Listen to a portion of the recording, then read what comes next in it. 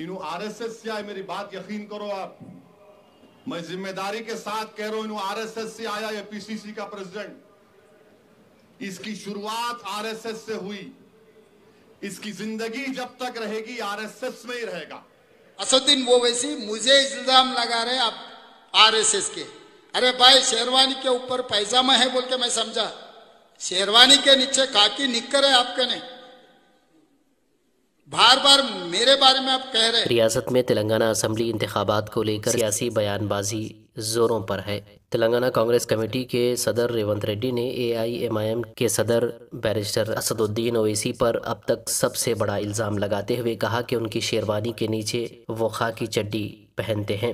BJP की मदद करने का भी उन्होंने ओवैसी पर इल्ज़ाम लगाया है। रेवंत रेड्डी ने कहा कि मैं हिंदू हूं, मैं भाग्य लक्ष्मी मंदिर जाऊंगा और एक हलफ लूंगा। बीजेपी के साथ आपके ताल्लुकात नहीं है, इसके लिए आप मक्का मस्जिद आकर कुरान सर पर उठाकर कसम खाने के लिए क्या ओवैसी तैयार है? इस दौरान AIMIM सदर बैरिस्टर असदुद्दीन ओवैसी ने तेलंगाना कांग्रेस के सदर रेवंत रेड्डी के हमले का जवाब दिया है। उनका कहना था कि उनकी खाकी चड्डी नजर आ रही है, जब वो हमारे खिलाफ जीत नहीं पाते तो हमारे कपड़ों और दाढ़ी पर सवाल उठाना शुरू कर देते हैं। एक जलसे आम से खिताब करते हुए ओवैसी ने कहा कि कांग्रेस और बीजेपी में कोई फर्क नहीं है, ये गंदी सियासत करते हैं। रेवंत रेड्डी ने अपनी सियासत का आगाज ABVP से किया, उसके बाद वो TDP के रुकन रहे और फिर कांग्रेस में शामिल हो गए। एक तरह से वो RSS की कठपुतली हैं। ओवैसी ने कहा कि अगर तुम कपड़ों को निशाना बना रहे हैं तो तुम जानते हो कि तुम उन लोगों से नफरत करते हो जो शेरवानी और टोपी पहनते हैं। इसी इलेक्शन में टोपी और शेरवानी पहनने लोग RSS के इस अन्ना को कहेंगे कि जो हमारे कपड़ों पर हमला करता है वो हमसे नफरत करता है। और कहते हैं कि मजलिस रजाकारों से इनका ताल्लुक है। अरे RSS अन्ना, तुम सियासत में चेपिद्दी का शेरवा हो, तुम तारीख को नहीं जानते। अरे तुम तेलंगाना में दुर्रलू की सियासत कर रहे हो। रेड्डी गारू, दुर्रलू तो तुम हो। अरे मजलिस का ताल्लुक कोई रजाकारों से ना था ना कभी है, तुम हमारी तारीख को नहीं जानते। अरे अगर तुम कह रहे हो कि मजलिस का ताल्लुक उनसे है तो इंदिरा गांधी दारुसलाम में क्यों आई थी? शिवशंकर साहब के इलेक्शन में इंदिरा गांधी क्यों आई थी? अगर तुम कपड़ों को निशाना बना रहे हो तो मालूम हुआ कि तुम नफरत करते हो शेरवानी टोपी पहनने वालों से।